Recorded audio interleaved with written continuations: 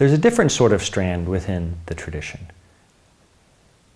There's this idea within the tradition that somehow salvation is being fully united to God, and that it's something that we're called to unite ourselves to God.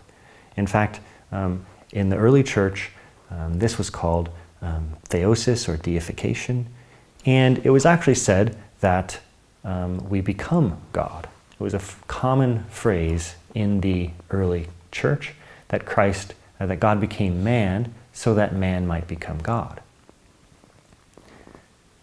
In this way, we might puzzle through what it might mean to be united so closely to God that that was an appropriate way to speak about it.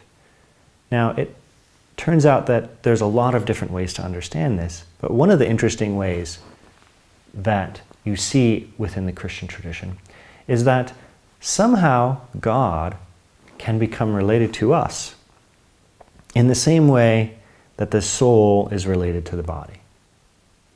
So the soul and the body, on a sort of dualist or even hylomorphist view of the human person, come together to form a human person. Without a body, you're sort of an incomplete human person. And without a soul, you just have a corpse, a lifeless body. It's only when you get the two together that you come and have a human person.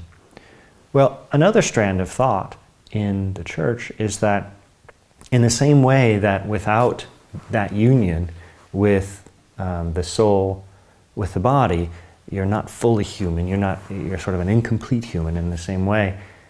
The church has wondered whether it might make sense to say that God is united to us in that way. Now, if that were the case, if there were some intimate union between God and us, such that we could rightfully say it's like the union between the soul and the body, there might be a way for making sense of how God could have a much more intimate access to our mental life in such a way that we could say that God knows what it's like to experience our life from the first-person perspective.